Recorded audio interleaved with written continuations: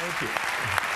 I have to tell you, I'm both challenged and excited. I'm into immersion because how'd you learn language? You didn't learn it by just learning principles. You got in it and you did it so often that it became real. And the bottom line of why I'm here, which I'm not here to motivate you, obviously. You don't need that. And a lot of times that's what people think I do. And it's the furthest thing from it. What happens though is people say to me, well, I don't need any motivation. And I say, well, that's interesting. That's not what I do. I'm the why guy. I don't know why you do what you do. What is your motive for action? What is it that drives you in your life today, not 10 years ago, or are you running the same pattern? Because I believe that the invisible force of internal drive activated is the most important thing in the world. I'm here because I believe emotion is the force of life. We all know how to think, and with our minds we can rationalize anything, we can make anything happen. We can, I agree with what was described a few days ago about this idea that people work in their self-interest, but we all know that that's bullshit at times. You don't work in your self-interest all the time. Because when emotion comes into it, the wiring changes in the way it functions. So I've had an obsession basically for 30 years. And that obsession has been what makes the difference in the quality of people's lives? What makes a difference in their performance? Because that's what I got hired to do. I got to produce the result now. That's what I've done for 30 years. I get the phone call when the athlete is burning down on national television and they were ahead by 5 strokes and now they can't get back on the course. And I got to do something right now to get the result or nothing matters. I get the phone call when the child is going to commit suicide, and I got to do something right now. And in 29 years, I'm very grateful to tell you I've never lost one in 29 years. It doesn't mean I won't someday, but I haven't done it. And the reason is an understanding of these human needs that I want to talk to you about. So when I get those calls about performance, that's one thing, like how do you make a change? But also, I'm looking to see what is it that's shaping that person's ability to contribute, to do something beyond themselves. So maybe the real question is, I look at life and say there's 2 master lessons. One is there's the science of achievement, which almost everyone in this room has mastered to an amazing extent. That's how do you take the invisible and make it visible, right? How do you take what you dream about and make it happen, whether it be your business, your contribution to society, money, whatever it is for you, your body, your family. But the other lesson of life that is rarely mastered is the art of fulfillment. Because science is easy, right? We know the rules, you write the code, you follow those, and you get the result. Once you know the game, you just, you up the ante, don't you? But when it comes to fulfillment, that's an art. And the reason is it's about appreciation and it's about contribution. You can only feel so much by yourself. So I've had an interesting laboratory to try to answer the question of the real question, which is what's the difference in somebody's life if you look at somebody like those people that you've given everything to, like all the resources they say they need. You gave them not a $100 computer, you gave them the best computer. You gave them love, you gave them joy, you were there to comfort them. And those people very often, and you know some of them I'm sure, end up the rest of their life with all this love, education, money, and background, spending their life going in and out of rehab. And then you meet people that have been through ultimate pain, psychologically, sexually, spiritually, emotionally abused, and not always, but often they become some of the people that contribute the most to society. So the question we got to ask ourselves really is, what is it? What is it that shapes us? And we live in a therapy culture. Most of us don't do that, but the culture is a therapy culture. And what I mean by that is the mindset that we are our past. And everybody in this room, you wouldn't be in this room if you bought that theory, but most of society thinks biography is destiny. The past equals the future. And of course it does if you live there. But what people in this room know, and what we have to remind ourselves though, because you can know something intellectually, you can know what to do and then not use it, not apply it. So really what we got to remind ourselves is decision is the ultimate power. That's what it really is. Now, when you ask people, have you failed to achieve something? How many have ever failed to achieve something significant in your life? Say, I. Thanks for the interaction on a high level there. But if you ask people, why didn't you achieve something? Somebody who's working for you, or a partner, or even yourself, and you failed to achieve a goal, what's the reason people say they failed to achieve? What do they tell you? Didn't know enough, didn't have the knowledge, didn't have the money, didn't have the time, didn't have the technology, I didn't have the right manager. They are a claim to you missing resources. And they may be accurate. You may not have the money, but that is not the defining factor. And you correct me if I'm wrong. The defining factor is never resources, it's resourcefulness. And what I mean specifically, rather than just some phrase, is if you have emotion, human emotion, how many know what I'm talking about here? Say I. So emotion is it, and if we get the right emotion, we can get ourselves to do anything. We can get through it. If you're creative enough, playful enough, fun enough, can you get through to anybody, yes or no? If you don't have the money, but you're creative or determined enough, you find the way. So this is the ultimate resource, but this is not the story that people tell us. What determines your resources? We've said decisions shape destiny, which is my focus here. If decisions shape destiny, what determines it is 3 decisions. What are you going to focus on? Right now, you have to decide what you're going to focus on. In this second, consciously or unconsciously, the minute you decide to focus on something, you got to give it a meaning. And whatever that meaning is produces emotion. Is this the end or the beginning? Is God punishing me or rewarding me, or is this the roll of the dice? And emotion then creates what we're going to do, or the action. So think about your own life, the decisions that have shaped your destiny. And that sounds really heavy, but in the last 5 or 10 years, 15 years, haven't there been some decisions you've made that if you made a different decision, your life would be completely different? How many can think of one, honestly? Better or worse? Say aye. So the bottom line is maybe it was where to go to work and you met the love of your life there. Maybe it was a career decision. The history of our world is these decisions. When a woman stands up and says, no, I won't go to the back of the bus, she didn't just affect her life. That decision shaped our culture. Or someone standing in front of a tank. Or being in a position like Lance Armstrong and someone says to you, you got testicular cancer. That's pretty tough for any male, especially if you ride a bike. Right? You got it in your brain, you got it in your lungs. But what was his decision of what to focus on? Different than most people. What did it mean? It wasn't the end, it was the beginning. What am I going to do? He goes off and wins 7 championships he never won once before the cancer because he got emotional fitness, psychological strength.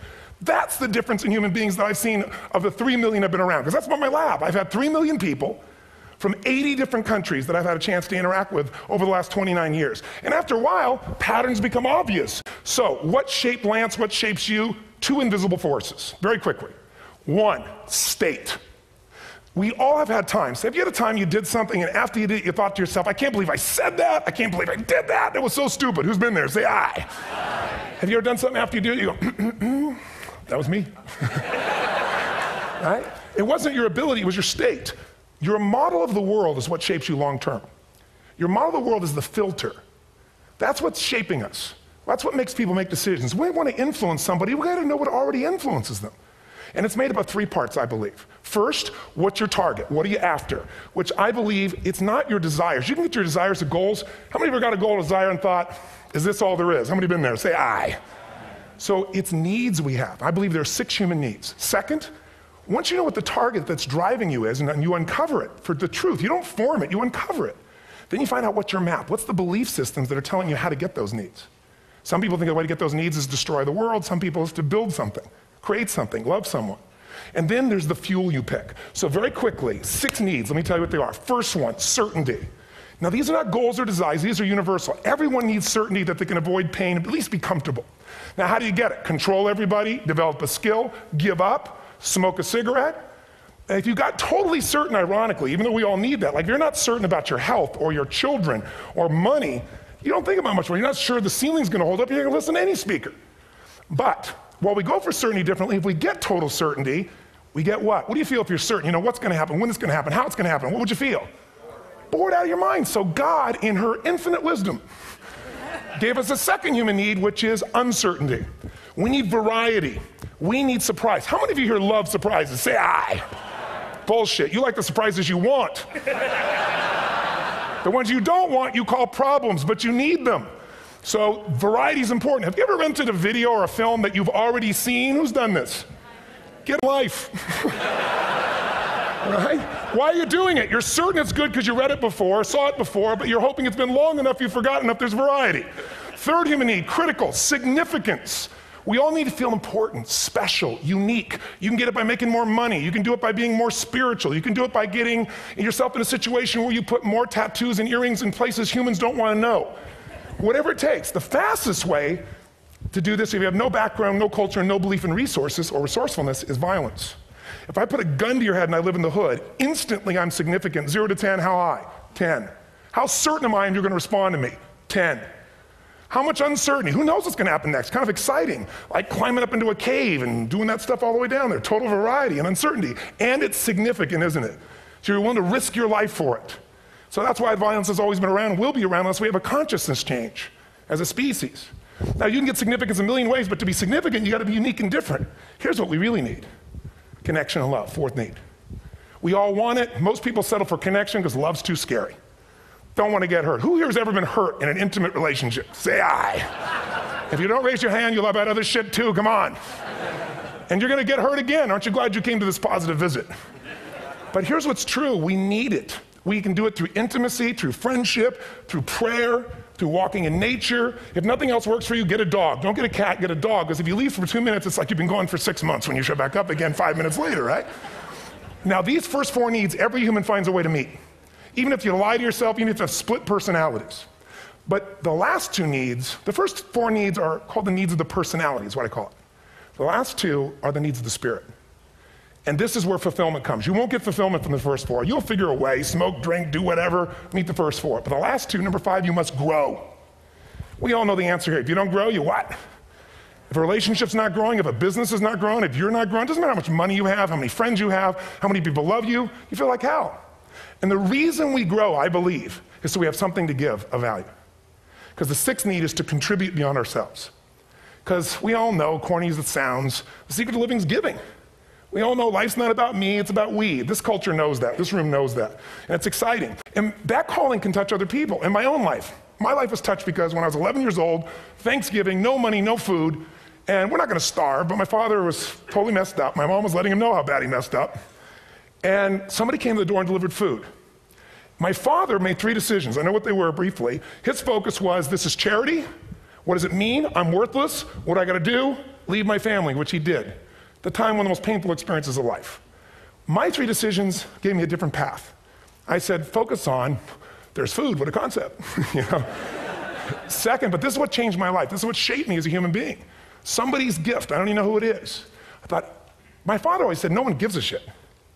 And all of a sudden, somebody I don't know, they're not asking for it, this is giving our family food, looking out for us. It made me believe this. What does it mean? That strangers care. And what that made me decide is if strangers care about me and my family, I care about them. What am I gonna do? I'm gonna do something to make a difference. So when I was 17, I went out one day on Thanksgiving, it was my target for years, have enough money to feed 2 families. Most fun thing I ever did in my life, most moving. Then next year I did 4, and I didn't tell anybody what I was doing. Next year, 8. I wasn't doing it for brownie points, but after 8, I thought, shit, I could use some help. So sure enough, I went out, and what did I do? I got my friends involved, and I grew companies, and then I got 11 companies, and I built a foundation. Now, 18 years later, I'm proud to tell you, last year we fed 2 million people in 35 countries through our foundation, all during the holidays, Thanksgiving, Christmas, in all the different countries around the world. It's been fantastic. Thank you. So I don't tell you that to brag, I tell you because I'm proud of human beings because they get excited to contribute once they've had the chance to experience it, not talk about it. So finally, the target that shapes you, here's what's different about people. We have the same needs, but are you a certainty freak? Is that what you value most, or uncertainty? This man here couldn't be a certainty freak if he climbed through those caves. Are you driven by significance or love? We all need all 6, but whatever your lead system is tilts you in a different direction. And as you move in a direction, you have a destination or destiny. The second piece is the map. Think of that as the operating system tells you how to get there. And some people's map is, I'm gonna save lives even if I die for other people, and they're a fireman, somebody else says, I'm gonna kill people to do it. They're trying to meet the same needs of significance, right? They want to honor God or honor their family, but they have a different map. The last thing is emotion. Now here's what I'll tell you about emotion. There are 6,000 emotions that we all have words for in the English language, which is just a linguistic representation, right? It changes by language. But if your dominant emotions, if I have more time, I have 20,000 people or 1,000, and I have them write down all the emotions that they experience in an average week. And I give them as long as they need. And on one side, they write empowering emotions, the other is disempowering. Guess how many emotions people experience? Less than 12. And half of those make them feel like shit. So they got 5 or 6 good frickin' feelings, right? It's like they feel happy, happy, excited, oh shit, frustrated, overwhelmed, depressed. How many of you know somebody who no matter what happens finds a way to get pissed off? How many know somebody like this? Or no matter what happens, they find a way to be happy or excited. How many know somebody like this? Come on. And so my invitation to you is this. Explore your web, the web in here. The needs, the beliefs, the emotions that are controlling you for 2 reasons. So there's more of you to give. Achieve too. We all want to do it, but I mean give, because that's what's going to fill you up. And secondly, so you can appreciate, not just understand, that's intellectual, that's mind, but appreciate what's driving other people. It's the only way our world's going to change. God bless you. Thank you. I hope this will serve.